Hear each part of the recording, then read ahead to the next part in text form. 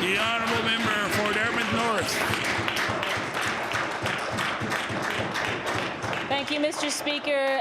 In case my colleagues have forgotten, it's International Women's Day, and so I am going to ask a question in honour of that. My question is for the minister responsible for the status of women. Imagine for a moment someone somewhere in Nova Scotia getting out of bed this morning, getting ready for work, maybe school, and realizing they've started their period. And what if they've just spent their last $20 on food and they won't get paid again until next week?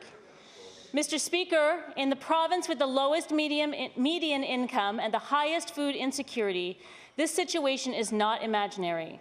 1/3 of Canadian women under the age of 25 say they've struggled to afford their menstrual products. These products are not a luxury. And I'll table that. Mr. Speaker, is the minister taking specific actions to address period poverty? The Honourable Premier.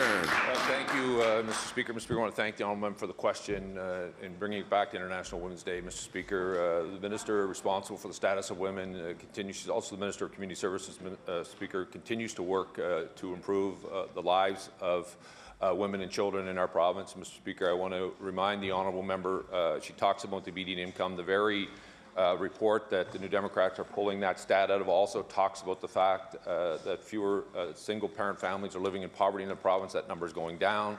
Mr. Speaker, we also know that with seniors, many of whom are widowed, Mr. Speaker, we've seen that number continue to decline.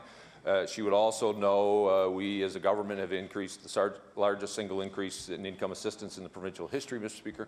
On top of that, Mr. Speaker, when we found ourselves to get ourselves to a fiscal balance in reality, the single biggest, largest tax cut that this province has ever had, Mr. Speaker, was in the basic personal exemption, where it was geared towards low-income speakers, Mr. Speaker. But I want to assure the honourable member that the Minister of Community Services and the Status of Women has a very strong voice at our cabinet table, Mr. Speaker, continues to make sure that women and girls issues are an important part of our government's agenda, and it will always be. And it's why we look forward to seeing the budget tabled on the 26th. The honourable member for Dartmouth North. Mr. Speaker, starting this past September, menstruating students at Mount St. Vincent University no longer need to pay for pads and tampons on campus. They are made available for free in all the main buildings of the school. The Mounts Student Union made this their major ask for the university's 2018 budget, because they can't afford to pay for their products.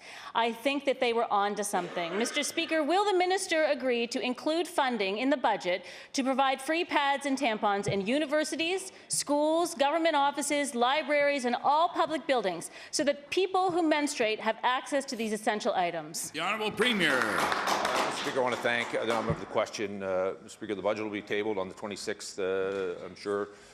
She'll be interested in what's in that budget. I do want to go back to this very important issue, though, Mr. Speaker, living in poverty. It's why we continue to make investments that impact families across the province. That pre-primary program, Mr. Speaker, is an important step to ensuring that we provide every 4-year-old, regardless of the socioeconomic circumstances they're born into, the same opportunity and start. Mr. Speaker, oftentimes, Mr. Speaker, single parents, it allows them to get back into the workforce, Mr. Speaker, earlier. That's a positive thing. Mr. Speaker, I want to continue to make sure she would know we've created school breakfast programs across the province. I think we're almost at around 95% today, Mr. Speaker. We're continuing to get to 100%. These are all positive things that we're working for low-income families across this province, and we'll continue to do that. And I want to reiterate, Mr. Speaker, that the minister has a strong voice at our cabinet table, and I continue to look forward to listening and working with her to ensure those Nova Scotians that need our support will get it.